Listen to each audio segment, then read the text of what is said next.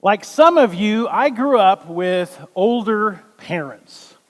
And I'm not sure I was planned. My parents married late in life. My dad was part of World War II generation. And by the time they got around to having kids, my dad was 41, my mom was 39. The reason I say I'm not sure I was planned was because when my mother told me a story of when she went to the doctor and the doctor told her she was pregnant and she was so surprised. She said, "I was so surprised when he said I was pregnant," which makes me think maybe I wasn't planned. But they loved me and I loved them, and I think they're glad I came along, planned or not. But being older was a little different. And some of you, like me, had older parents growing up. I never really thought about the fact that they were older than the average parent until I started going to friends' houses in middle school and high school and meeting some of my friends' parents. And they seemed so young. I mean, they were doing things my parents never did, like wear shorts. I mean, I'd never in my life saw my parents wearing shorts. I mean, I never saw my dad's legs. He wore pajamas, all the way to his feet and pants. I never saw his legs. Other people's parents, they wore shorts and they did water skiing and played tennis and went to McDonald's. And those are all things my parents never did. Now, there were some good things about having older parents. I heard a lot about the 1930s and 40s, things my friends had never heard about, like old radio shows, Burns and Allen, and old movies, and old music. My mom would sing this song around the house, Maresy Dotes and Dozy Dotes and Little Lamsy Divey, and I never knew what that was all about until many years later. So I knew more about old stuff than most of my friends. But, of course, there's a downside to having old parents as well. My dad grew up in the Great Depression. So he was, what's the best word, thrifty because of that. And, it's always kind of weird when somebody thinks your parents are your grandparents. That's always a little awkward, and that happens sometime. But, of course, the saddest part of having older parents is I lost all my grandparents by the time I was in middle school, and I lost my folks when I was in my 30s. And, I wish they had been able to see their grandchildren grow up. But being the child of older parents, I'm in good company. I'm in company with Isaac and with John, because both the Old Testament and the New Testament begin with stories of old parents having a child in their old age. Both of the great sagas of both the Old Testament and the New Testament begin with old parents. Now, the Old Testament, of course, begins with creation and the flood, but really, the saga of the Old Testament begins with Abraham and his descendants. The Old Testament begins with this couple, Abraham and Sarah, who are already old people and never had kids. And Abraham is given this promise by God that his descendants were going to be a great and mighty nation, that his descendants are going to be a whole nation of priests, and that they'll be as numerous as the stars in the sky. And Abraham has a hard time believing that because he and Sarah are both well past the age of being parents. And so they wait, and they wait, and they wait. But finally, in their old age, sure enough, they have a child. Sarah gets pregnant. When she should have been on Social Security, Sarah gets pregnant and has a child in her old age. And they name the child Isaac. In Hebrew, Yitzhak, which means laughter. They name their kid Laughter. Because when you're, in your 80s and you have a baby, you're going to name the kid either, crying or laughter. You're going to name him something. And she decided to name him Laughter. And of course, Isaac has Jacob, and Jacob has the 12 sons, and the 12 sons become the head of the 12 tribes, and that is the nation of Israel. But Abraham, the whole nation of Israel starts. The whole saga of the Old Testament starts with an old couple who nobody thinks can have kids, and then they have a child in their old age. And the New Testament starts the same way. The New Testament starts with an older couple who are well past childbearing ages, and that's how Luke begins the story, with a couple named Zachariah and Elizabeth. They are, it says, very old, and she was never been able to have children. It's been a great sadness of their life, but both Zachariah and Elizabeth, it says, are part of the line of Aaron, the priestly line of Aaron. Now remember back, book of Exodus, remember there's Moses, and Moses has a brother named Aaron.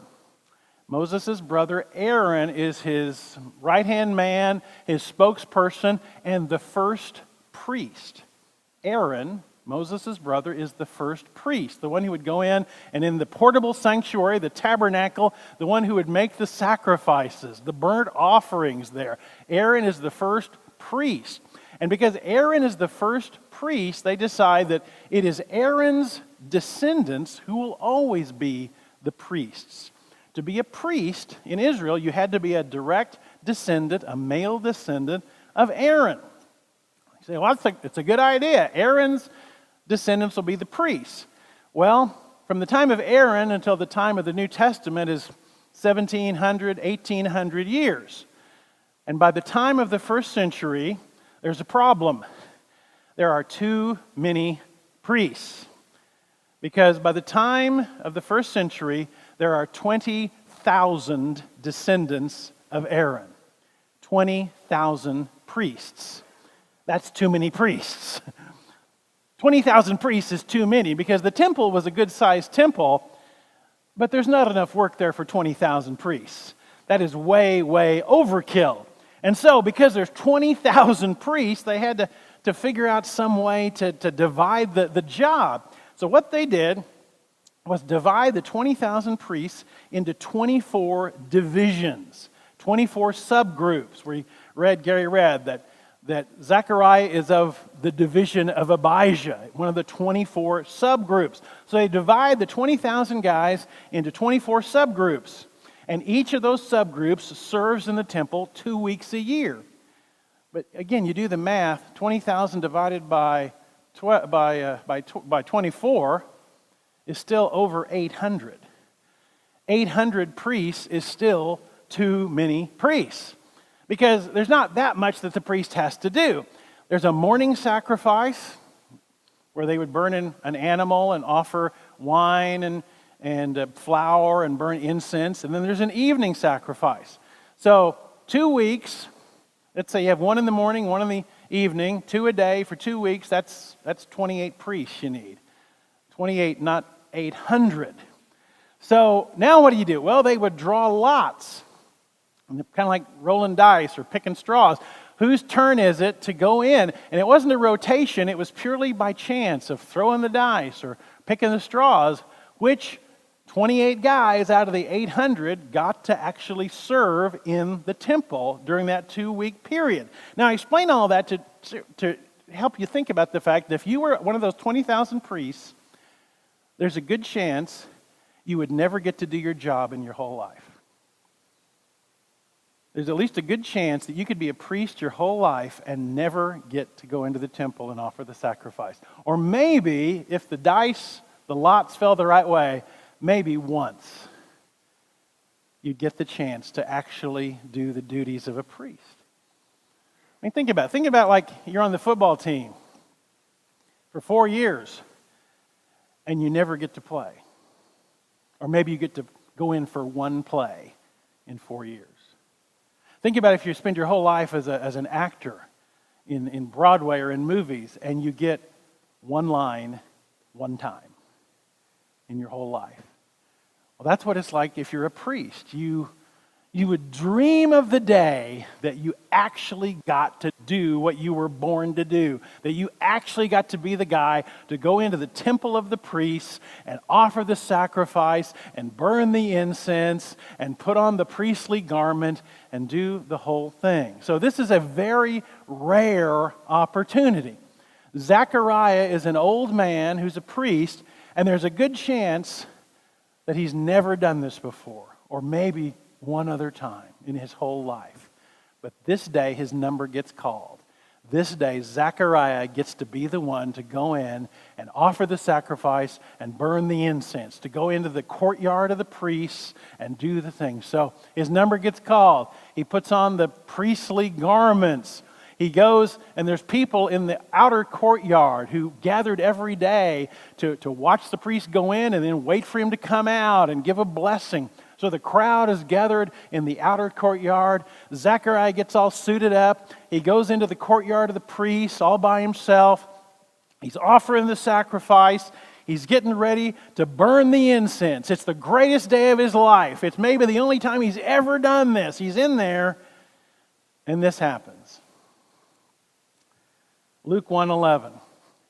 An angel of the Lord appeared to him, standing at the right side of the altar of incense. When Zechariah saw him, he was startled and was gripped with fear.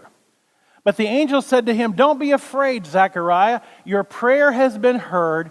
Your wife Elizabeth will bear you a son, and you are to call him John.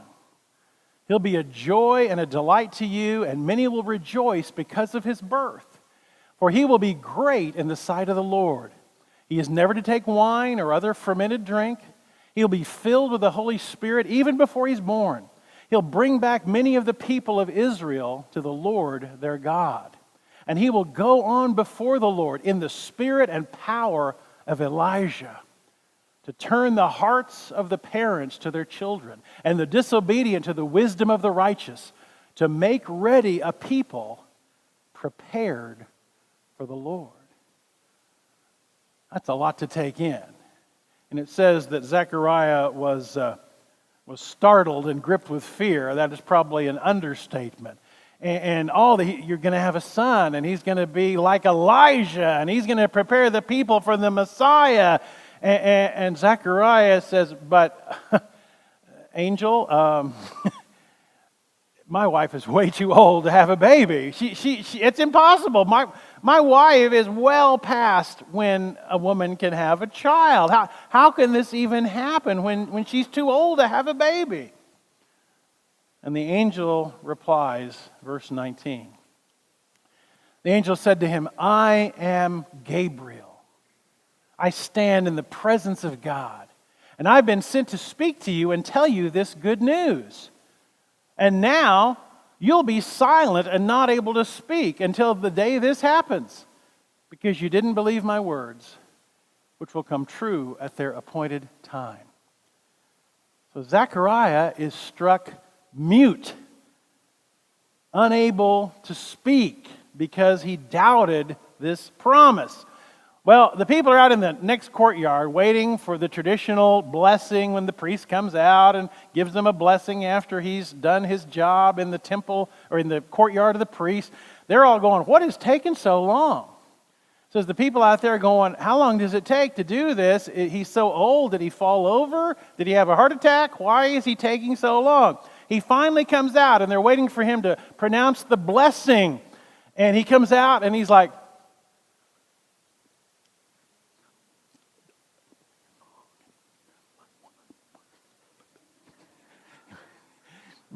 and they're like, "What is wrong with this guy?" I mean, they're thinking something big happened. He can't talk. He could talk a minute ago.